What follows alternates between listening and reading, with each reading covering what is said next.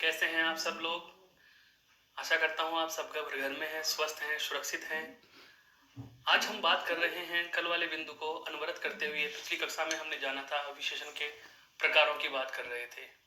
विशेषण के जो प्रकार हैं, सबसे पहला जो कल एक प्रश्न उठता है हमारे जहन में कि 4 माने या 5 माने, तो यह संदेह मैंने आपका दूर कर दिया। अब हम बात करेंगे जो 3 प्रकार हम पढ़ चुके, उनके आगे आता है चौथा जो प्रकार था विशेषण का। तो ध्यान दीजिए, विशेषण के चौथे प्रकार पर हम प्रकाश डालने वाले हैं। सबसे पहले मैं नाम लिख रहा हूं, संकेतवाचक या सार्वनामिक विशेषण। संकेतवाचक या सार्वनामिक विशेषण बहुत महत्वपूर्ण है, ये ध्यान रखना। अब तक जो हमने विशेषण के प्रकार पढ़े वो डायरेक्टली हमें सीधे सीधे ही संकेत देते थे कि कहना क्या चाह रहे हैं, उसका प्रकार क्या होगा। जैसे गुणवाचक विशेषण में हमने देखा कि गुण, दोष, रंग, रूप, आकार, स्थिति आदि का हमें पता चला, दशा का पता चला। संख्यावाचक का मतलब संख्या बता रहे हैं। और परिमाणवाचक में हमने जाना कि परिमाण या मात्रा का बोध करा रहे हैं। ठीक इसी प्रकार यहाँ संकेतवाचक है। देखो, इस शब्द से हल्का सा तो हमें जो बिंदु का है वो भाव समझ में आ रहा है कि ये किसका क्या करते हैं, संकेत करते हैं। क्या करते हैं, संकेत करते हैं। लेकिन आगे एक नया नाम और जुड़ा हुआ मिल रहा है, सार्वनामिक। सर्वनाम प्लस इक, मूल शब्द है इसमें क्या, सर्वनाम, और जुड़ा हुआ कौन सा प्रत्यय है, इक।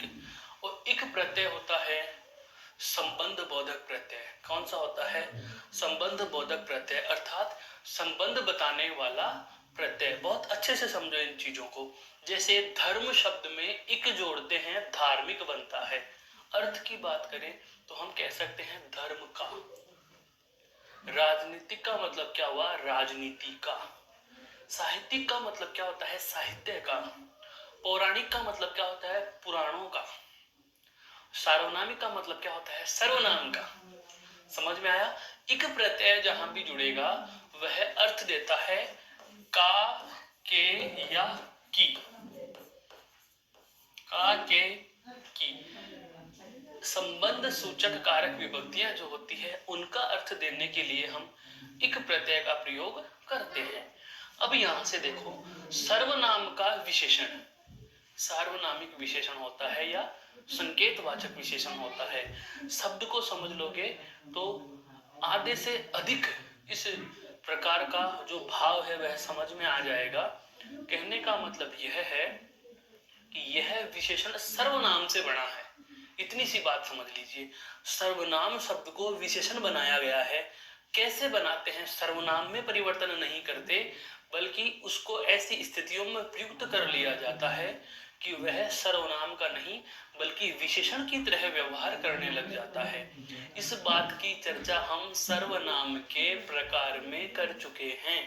आपको याद आ रहा होगा वह ऐतिहासिक पल जिस समय मैंने आपको बताया था कि यह, वह, ये, वे, वो, ये 5 शब्द 3 जगह प्रयुक्त किए जाते हैं।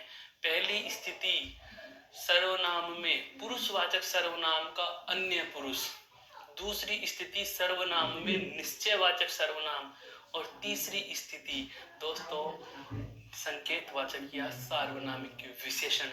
3 उदाहरण लिखूंगा, सारी स्थिति क्लियर हो जाएगी। परिभाषा की चर्चा बाद में करेंगे, पहले भाव समझ लीजिए। उदाहरण लिख रहा हूं मैं इससे संबंधित। पहली बात करें हम, क्या, जैसे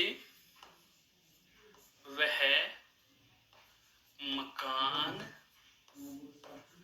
मेरा है, वह मकान मेरा है।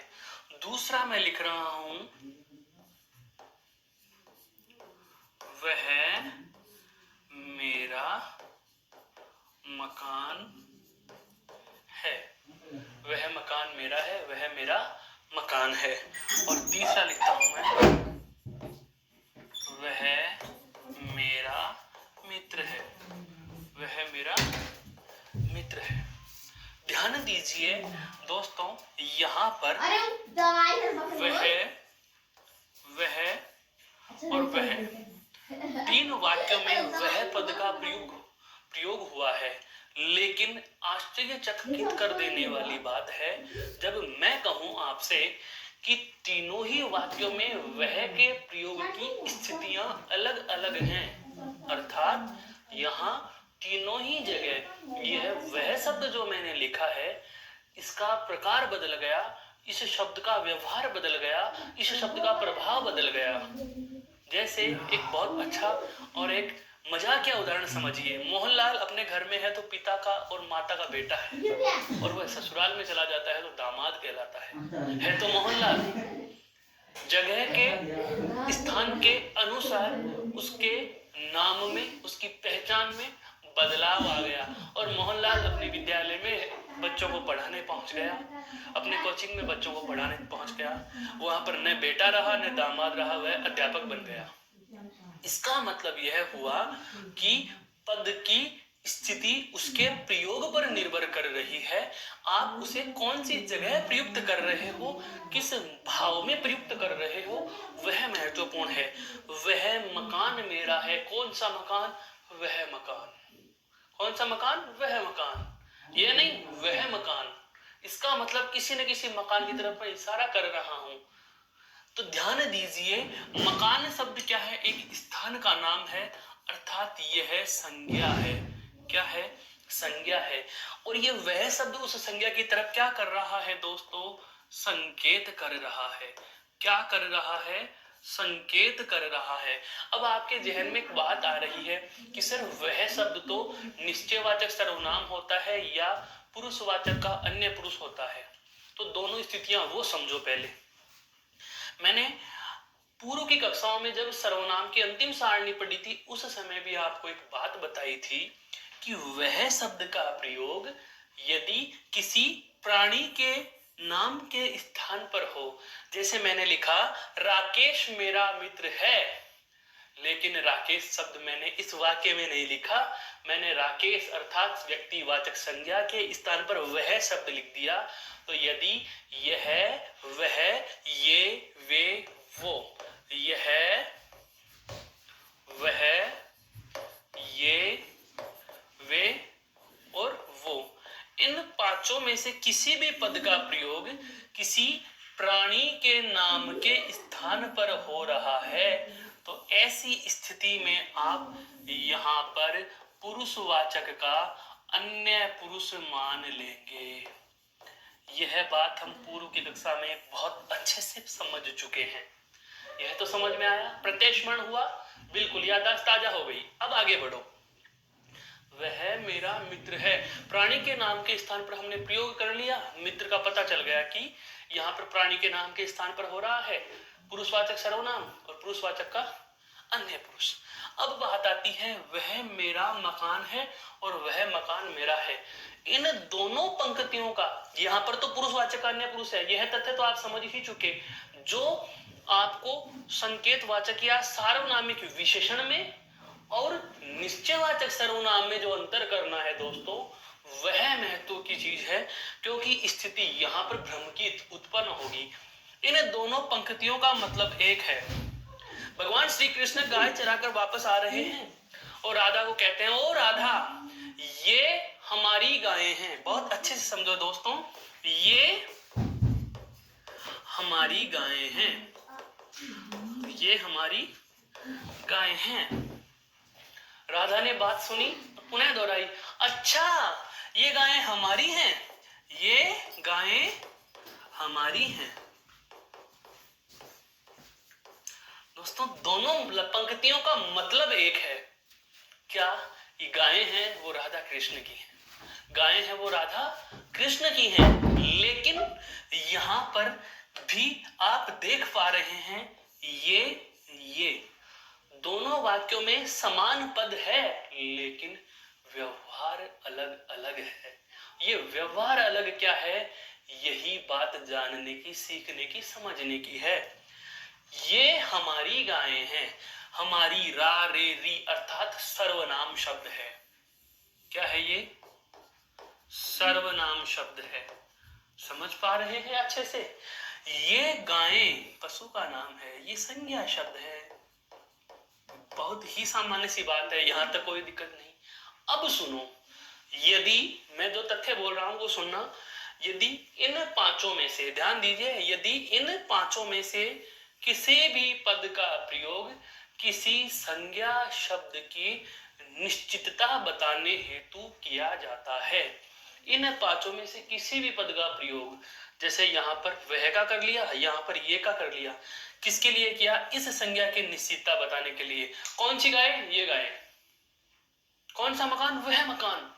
ये गाय और वह मकान मेरा है। इसका मतलब क्या हुआ कि आपने सर्वनाम शब्द का प्रयोग संज्ञा शब्द की तरफ इशारा करने के लिए, संकेत करने के लिए किया है।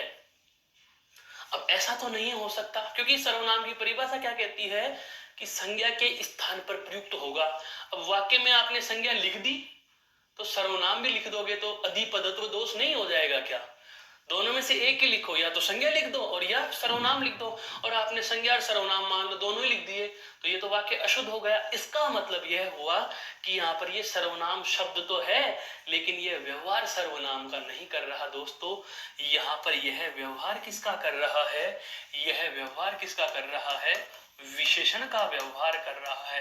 अर्थात हम इस सर्वनाम शब्द को क्या मानेंगे? विशेषण मान लेंगे। अब सही है, हमारी लाइन की एक विशेषण है और एक संज्ञा है। बिल्कुल, विशेषण के बाद में संज्ञा या सर्वनाम लिखी जा सकती है, संज्ञा लिखी हुई है। तो मतलब समझिए कि यदि यह, वह, ये, वे, वो, इन पांचों शब्दों का प्रयोग किसी संज्ञा शब्द के साथ उनके और संकेत करने के लिए प्रयुक्त कर लिया जाए, तो ये पांचों के पांचों शब्द ही उनकी तरफ संकेत करते हैं। इसलिए तो इनको क्या कहा? संकेतवाचक कहा। क्या कहा? संकेतवाचक कहा। दूसरी महत्वपूर्ण बात, ये मूल रूप से कौन से शब्द हैं दोस्तों? सर्वनाम शब्द हैं। तो ये सर्वनाम शब्द से बने होने के कारण ही क्या कहलाएंगे? सार्वनामिक कहलाएंगे।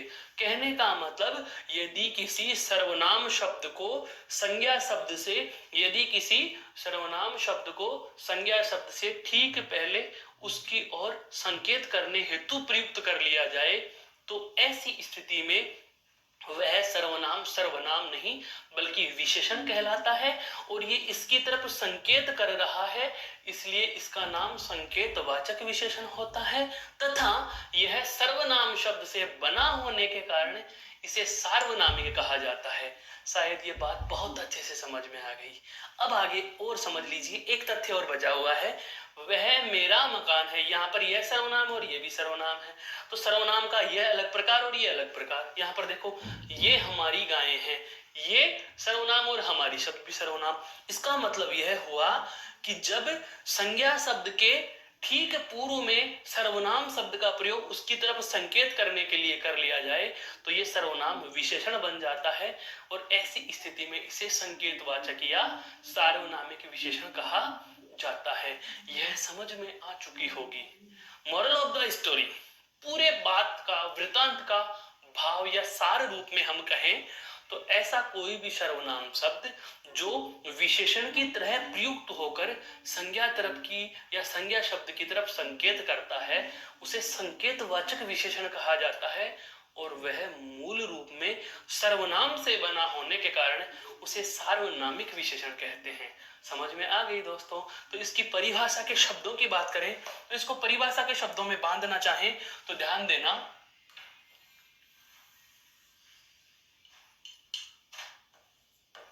वे सर्वनाम शब्द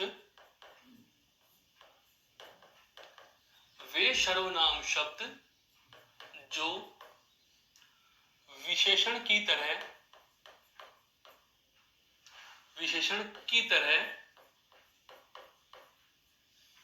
प्रयुक्त होकर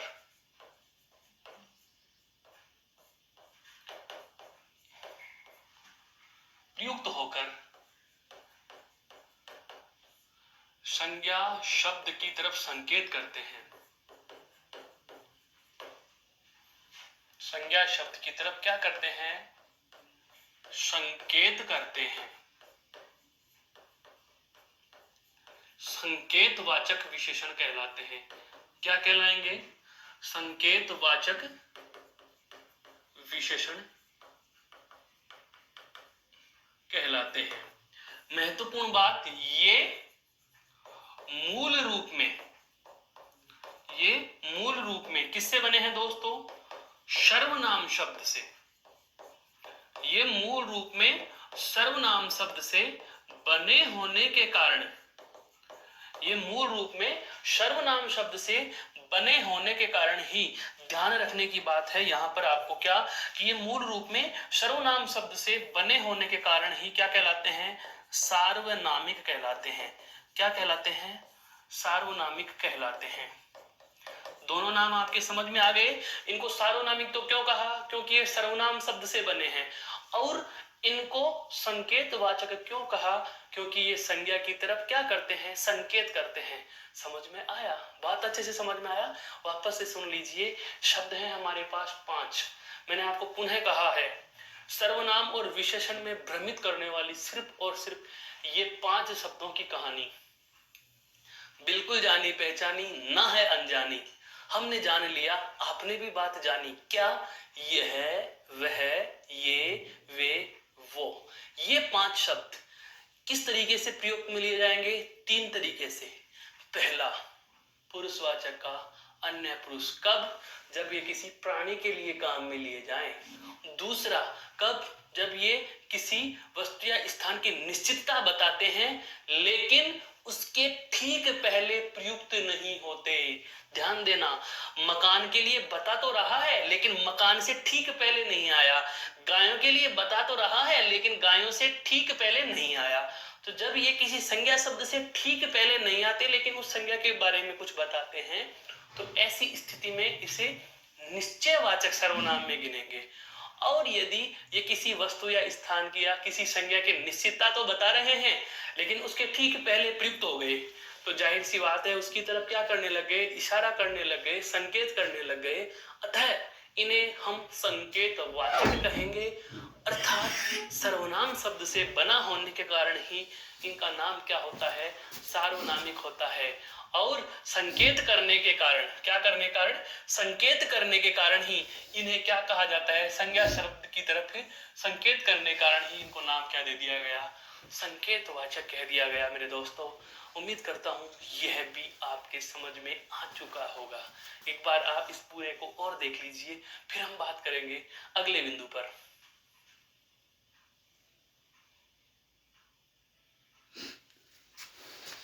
देखो, चौथा प्रकार क्लियर, 4 प्रकार हो गए।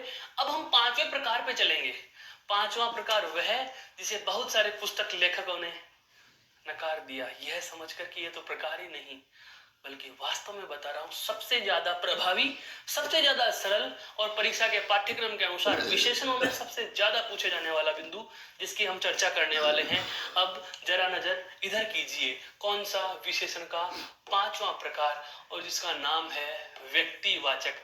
चिंता मत करो दोस्तों, यह व्यक्तिवाचक संज्ञा भी होती है। व्यक्तिवाचक क्या होती है? संज्ञा भी होती है। अभी मैं आपको इन दोनों का अंतर भी बता देता हूं, आनंद आने लगेगा। व्यक्तिवाचक विशेषण, एक बात आप मुझे बताओ, देखो अपने आप ये बिंदु समझ में आएगा। इसकी भूमिका की बात करते हैं, 2 मिनट की सुनो। अगर सर्वनाम शब्द विशेषण बन सकता है तो सवाल मेरा यह है, संज्ञा क्यों नहीं बन सकता? सवाल मैंने ये इसलिए पूछा, पुनः सुनना। सर्वनाम का निर्माण किससे होता है? संज्ञाओं के स्थान पर आता है। हम सर्वनाम की परिभाषा पढ़ते हैं तो सर्वनाम कहाँ लिखे जाते हैं दोस्तों? सर्वनाम स्थान लेते हैं किसका? संज्ञा का। बहुत अच्छे से समझना, बिंदुओं की भूमिका समझो, रटना नहीं है। हिंदी कोई फैक्ट रटने वाली शॉर्ट ट्रिक्स का कोई लॉजिक ही नहीं है यहाँ पर। व्याकरण क्यों बनी, क्या वजह है, कौन से शब्द को किस शब्द का स्थान दिया जाता है, तो ऐसे जोर जबरदस्ती तो है नहीं, कोई तो वजह होगी। उस वजह को जान रहे हैं। संज्ञा के स्थान पर हम कौन सा शब्द लिख सकते हैं? सर्वनाम। उदाहरण के लिए, माँ की जगह बेटी ले रही है। अगर बेटी परिवर्तनशील है इसका मतलब यह है गुण माँ में भी हो। यही होगा। आपने तो विज्ञान विषय में पढ़ा भी होगा, आनुवंशिक लक्षणों की वंशानुगति का नियम पढ़ा है। एक पीढ़ी से दूसरी पीढ़ी में लक्षण स्थानांतरित होते जाते हैं। बिल्कुल।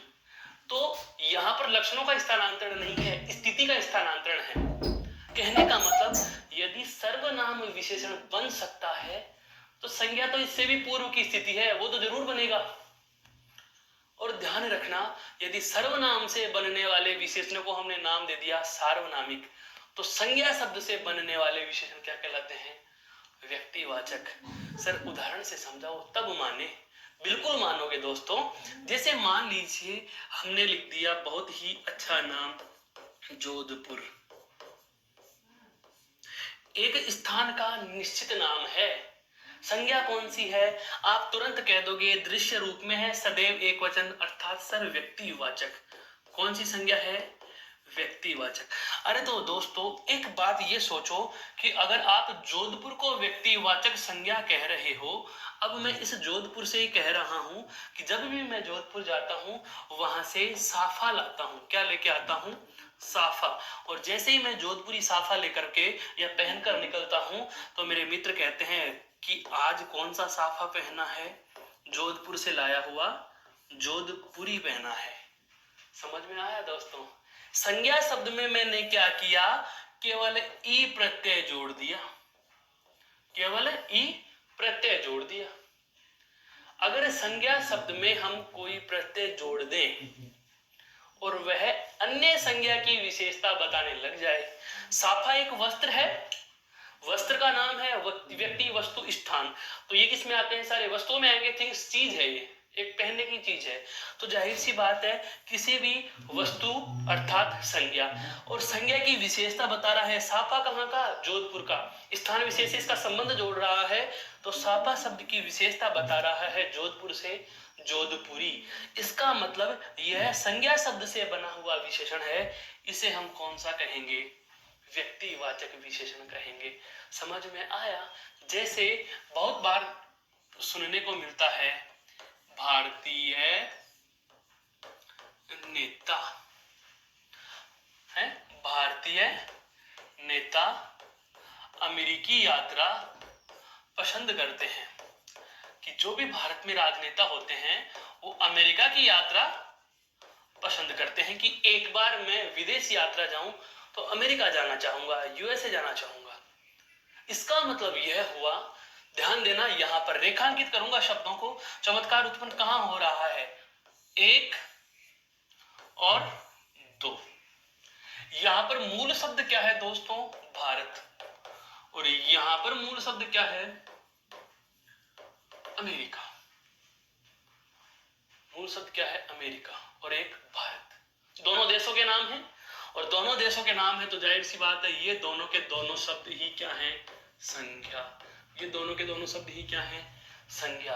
और संज्ञाओं में क्या लगा दिया? यहां पर तो ई प्रत्यय लगा दिया और यहां पर ई प्रत्यय लगा दिया, और ई और ई प्रत्यय लगाकर इनको अलग ही शब्द बना दिए। नेता कौन से? भारतीय। यात्रा कहां की? अमेरिका की।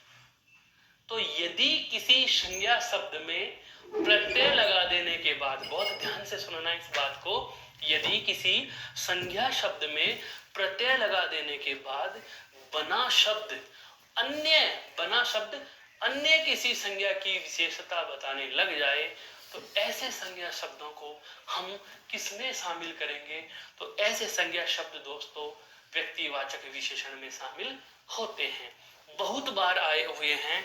जैसे आपके सामने मैं और उदाहरण शब्द लिख रहा हूं। जैसे बीकानेर से बनता है बीकानेरी, देश से बनता है देसी, है। मारवाड़ से बना क्या? मारवाड़ी। मेवाड़ से बना क्या? मेवाड़ी। राजस्थान से बना क्या? राजस्थानी। राजस्थान से क्या बनता है दोस्तों? राजस्थानी, है। जैसे क्षेत्र से बना क्या? क्षेत्रीय। क्या बना? क्षेत्रीय। बिल्कुल बिल्कुल, है। गांव से क्या बना? ग्रामीण। गांव से क्या बना? ग्रामीण। शहर से क्या बना? शहरी। तो सभी शहरी बाबुओं के बात समझ में आ चुकी होगी कि मेरे कहने का भाव क्या है। अब सबसे पहली बात, कि इन प्रकारों को या इस प्रकार के विशेषण को आप नहीं मानते थे तो मानना आरंभ कर दीजिए। सबसे पहला कार्य करने का यह है कि विशेषण का पांचवा प्रकार भी होता है। दूसरी महत्वपूर्ण बात आई और वह क्या आई कि पांचवा प्रकार व्यक्तिवाचक विशेषण होता है। अगली बात हम इसमें जो करने वाले हैं वह इसकी परिभाषा की है। तो इसकी परिभाषा की जो शब्दावली है वह मैं आपके सामने और लिख देता हूं। तो व्यक्तिवाचक विशेषण क्या होता है, जरा गौर कीजिए इस पर कि यदि किसी, इसकी परिभाषा में लिखे हम यदि किसी संज्ञा शब्द के, यदि किसी संज्ञा शब्द के क्या लगा दिया जाए दोस्तों, प्रत्यय। यदि किसी संज्ञा शब्द के प्रत्यय लगा देने के बाद, यदि किसी संज्ञा शब्द के प्रत्यय लगा देने के बाद बना शब्द, नया जो शब्द बनेगा, जाहिर सी बात है प्रत्यय लगेगा तो नया शब्द बनेगा। तो यदि किसी संज्ञा शब्द के प्रत्यय लगा देने के बाद बना शब्द किसी अन्य संज्ञा की, किसी अन्य संज्ञा की विशेषता बताने लग जाए या विशेषता बताता है, विशेषता बताता है, उसे व्यक्तिवाचक विशेषण कहते हैं। उसे व्यक्तिवाचक विशेषण कहते हैं। बहुत ही आसान हो गया ये बिंदु। तो उदाहरण ले लो, जैसे बीकानेर से क्या बना दिया, बीकानेरी, आगे लिख दिया भुजिया है। देसी खान पान है, मारवाड़ी जूतियां, मेवाड़ी बोली, राजस्थानी लोग, क्षेत्रीय नृत्य, क्षेत्रीय संस्कृति, क्षेत्रीय त्योहार, शहरी बाबू, कुछ भी हो। इस प्रकार के जो शब्द बने हैं, संज्ञा शब्दों के प्रत्यय लगा देने के बाद जो नया शब्द बनता है वह किसी अन्य शब्द की विशेषता बताने लग जाता है, तो उस बने हुए शब्द को हम व्यक्तिवाचक विशेषण कहेंगे। तो यह था दोस्तों विशेषण का अंतिम प्रकार। क्या अभी विशेषण बिंदु पूरा नहीं हुआ है, यह मैं बता देता हूं। यह विशेषण का प्रकारों में अंतिम प्रकार आया है व्यक्तिवाचक विशेषण। एक बार आप इसको पूरी में दृष्टि डालकर देख लीजिए, फिर हम चलते हैं आगे क्या पढ़ना है विशेषण में।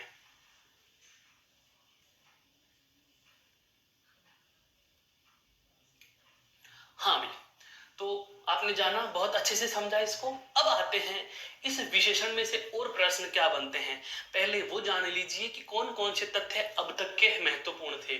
सबसे पहली बात, विशेषण के परिभाषा नहीं बल्कि इसके तत्व हमें पढ़ने हैं, अंग हमें पढ़ने हैं। क्या विशेषक क्या होता है, विशेष्य क्या होता है और प्रविशेषण क्या होता है। इसके बाद इसके प्रकार 5 और कौन कौन से हैं। 5 प्रकारों में एक ध्यान रखना, संख्या और परिमाणवाचक में जो हमने पूर्व की कक्षा में जाना था निश्चित और अनिश्चित वाला टर्म। उसके बाद यहाँ हमने आज भी जो जाना है वह महत्वपूर्ण कौन सा था, सार्वनामिक या संकेतवाचक। और इसके बाद ये आपके व्यक्तिवाचक। अब चलते हैं इसकी अगली वार्ता पर जो विशेषण से जुड़ी हुई है और बेहद महत्वपूर्ण भी होती है। क्या विशेषण की अवस्थाएं, विशेषण की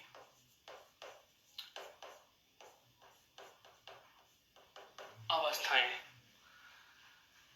डिग्री ऑफ कंपैरिजन। विशेषण की अवस्थाएं, डिग्री बिंदु जो आपने अंग्रेजी भाषा में पढ़ा उसे हिंदी में हम विशेषण की अवस्थाओं के नाम से जानते हैं। और अवस्थाओं में से प्रश्न कहां आता है, कैसे आता है वो सुनना। विशेषण की अवस्थाओं की बात की जाएगी कितनी होंगी, तो सबसे पहले तो कितनी होंगी, 3 होंगी दोस्तों। कितनी अवस्थाएं होंगी, 3। कौन कौन सी होती हैं, नाम उल्लेख कर रहा हूं।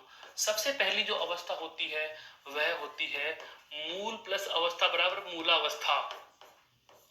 मूल प्लस अवस्था बराबर क्या हो गया, मूल अवस्था। ठीक है। नंबर 2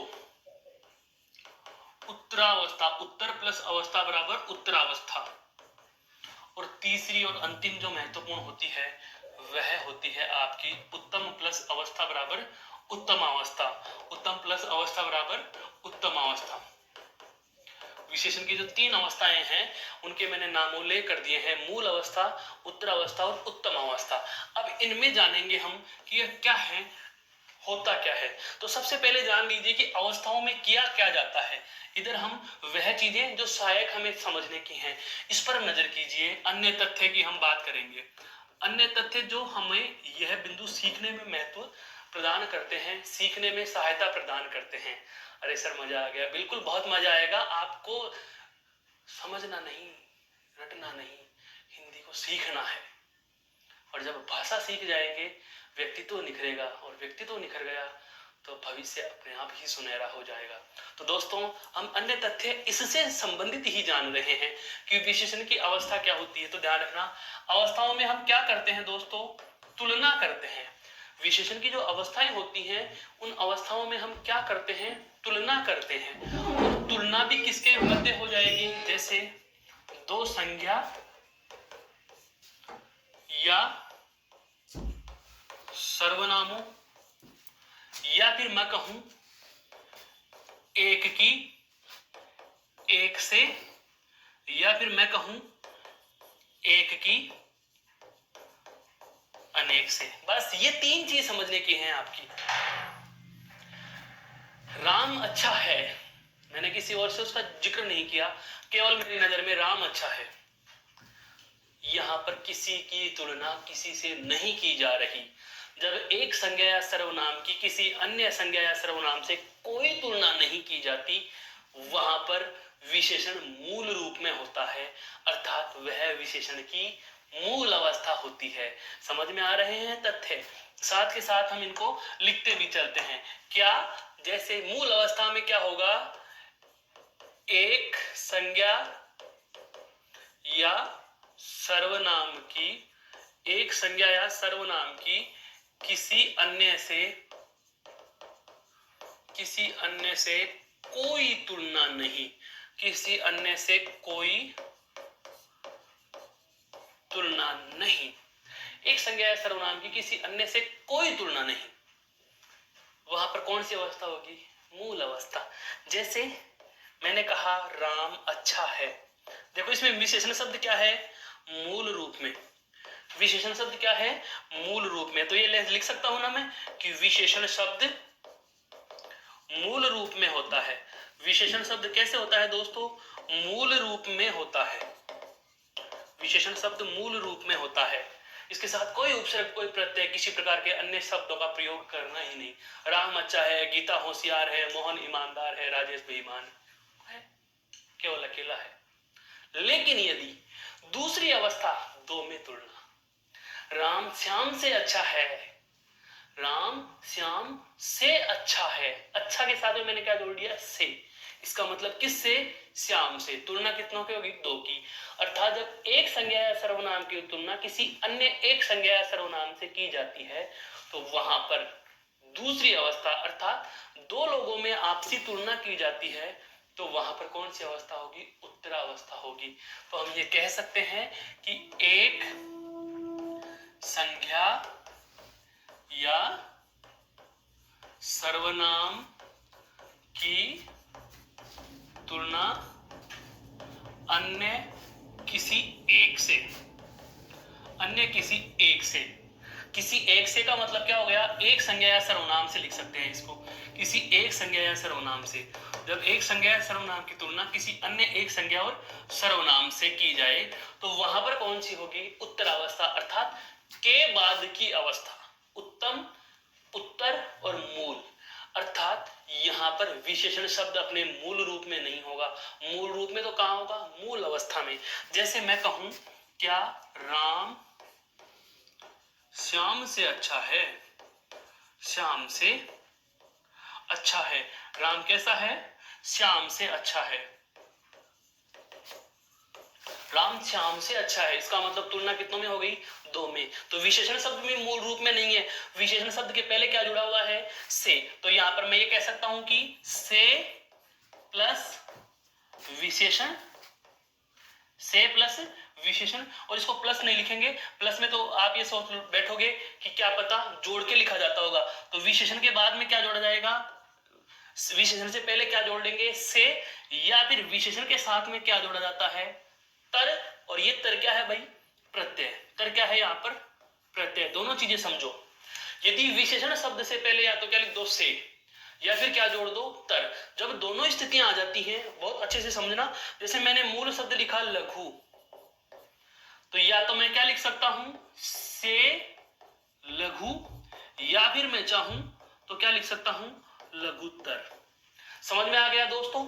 या तो से लघु अर्थात से छोटा, या फिर लघुत्तर अर्थात से छोटा। कहने का मतलब अच्छा के साथ में अच्छा तर नहीं होता तो इसके साथ से जोड़ दिया। जैसे उच्च से उच्च या उच्चतर भी लिख सकते हैं। निम्न से निम्न या निम्नतर भी लिख सकते हैं। वृत्त से वृत्त या वृत्तर भी लिख सकते हैं। समझ में आ गई। तो अकेले की तुलना किसी से नहीं, दो में तुलना, तो या तो द्विवचन या बहुवचन। तो अंतिम जो अवस्था होती है उसमें एक की तुलना अनेक से, या एक की तुलना शेष सभी से। तो हम इसकी परिभाषा में क्या लिख देंगे, एक संज्ञा या सर्वनाम की तुलना अन्य सभी संज्ञा या सर्वनामों से। एक संज्ञा या सर्वनाम की तुलना अन्य सभी संज्ञा या सर्वनामों से अगर कर दी जाती है तो ऐसी स्थिति में अवस्था कौन सी होगी, तो विशेषण की वहां पर उत्तम अवस्था होती है, श्रेष्ठ अवस्था होती है, अंतिम अवस्था होती है। आपने अंग्रेजी में भी देखा होगा कि मूल अवस्था में होती है पॉजिटिव डिग्री, दूसरी होती है कंपेरेटिव डिग्री, दो में तुलना की जाती है, ER जोड़ा जाता है, और एक अंतिम होती है सुपरलेटिव डिग्री जिसमें EST जोड़ा जाता है। याद आ रहा है, वही वाली बात, दैट, गुड, बेटर और बेस्ट, EST। वही वाली स्थिति यहाँ होती है। यहाँ पर तर प्रत्यय जुड़ता है, यहाँ तम प्रत्यय जुड़ेगा। उदाहरण समझो, जैसे यहाँ पर तो केवल राम अच्छा है, यहाँ राम श्याम से अच्छा है, अर्थात तुलना कितनों में हो गई, दो में। अब मैं कर रहा हूं सबसे तुलना, तो मैं क्या लिखूंगा, राम सबसे अच्छा है। राम किससे अच्छा है भाई, सबसे अच्छा है, राम सबसे अच्छा है। तो जाहिर सी बात है एक की तुलना अनेक से या एक की तुलना सब से। अब सब में दो भी हो सकते हैं, 2000 भी हो सकते हैं, 2 लाख भी हो सकते हैं, यहां गिनती निश्चित नहीं होगी। एक वचन, द्विवचन और बहुवचन। पहले में अकेला, एक नंबर पे अकेला, कुछ तुलना नहीं, दूसरे में दो में तुलना, तीसरे में सबसे तुलना। तो यहाँ पर जो विशेषण शब्द हमें वाक्य में मिलेगा वो कैसे मिलेगा कि या तो हमें क्या लिखा हुआ मिलेगा, सबसे के बाद में विशेषण लिखा हुआ मिलेगा, यानी कि विशेषण, विशेषण के से पहले क्या लिखा हुआ मिलेगा हमें, सबसे। विशेषण से पहले क्या लिखा हुआ मिलेगा हमें, सबसे। ये देखो विशेषण से पहले क्या लिखा हुआ है, सबसे, या फिर क्या जुड़ा होगा, तम प्रत्यय, या फिर क्या जुड़ा होगा, तम प्रत्यय जुड़ागा। और तम प्रत्यय कैसे जुड़ेगा, देखो से लघु, तो यहां पर क्या लिख देंगे दोस्तों, सबसे लघु। क्या लिख देंगे, सबसे लघु अर्थात लघुत्तम। यह बात आपके समझ में आ चुकी होगी। पुनः समझिए पूरे वृत्तांत को। हमने जो अभी विशेषण के चल रहे बिंदु में लगातार ही जिस बिंदु को हमने कंटिन्यू पढ़ा वो क्या है, विशेषण की अवस्था। और विशेषण की अवस्था हमें पता चली कितनी है, 3 अवस्था है। विशेषण की अवस्था कितनी है, 3। सबसे पहले कौन सी, मूल अवस्था, दूसरी कौन सी आई, उत्तर अवस्था, तीसरी कौन सी आई, उत्तम अवस्था। सबसे बात महत्वपूर्ण जानने की जो थी वो क्या थी कि किया क्या जाता है, तो विशेषण की अवस्थाओं में हमने जाना कि विशेषण की अवस्थाओं में क्या की जाती है, तुलना की जाती है। क्या की जाती है भाई, तुलना की जाती है। किसमें, दो संज्ञा सर्वनामों में, या एक की एक से, या एक की सब से, या एक की अनेक से। कहने का मतलब अब यदि किसी से कोई तुलना नहीं करोगे तो वह मूल रूप हो गया कि जहां पर एक संज्ञा या सर्वनाम की किसी अन्य से कोई तुलना नहीं, अन्य से कोई तुलना नहीं। ऐसी स्थिति में संज्ञा सर्वनाम मूल रूप में है, अर्थात यह मूल अवस्था होती है। इसमें विशेषण के साथ, इसमें विशेषण के साथ न तो प्रत्यय जुड़ा हुआ और न इससे पहले कोई शब्द लिखा हुआ, तो यह मूल अवस्था हो गई। दूसरी आई उत्तर अवस्था, के बाद की अवस्था। जब एक संज्ञा सर्वनाम की तुलना किसी अन्य एक संज्ञा सर्वनाम से की जाती है, अर्थात तुलना कितनों में हो गई, दो में, तो ऐसी स्थिति में हम कहेंगे उत्तर अवस्था। तो ऐसी स्थिति में हमें या तो विशेषण से पहले क्या लिखना होगा, से, या फिर उसके साथ में हम क्या जोड़ देंगे, तर प्रत्यय जोड़ देंगे। जैसा कि हमने यहाँ लिखा भी था, मैंने बोलकर भी बताए, जैसे उच्च उच्चतर, तो यहाँ पर क्या हो जाएगा, उच्चतम, निम्न निम्नतर निम्नतम, श्रेष्ठ श्रेष्ठतर श्रेष्ठतम, लघु लघुतर लघुत्तम, वृत्त वृत्तर वृत्तम,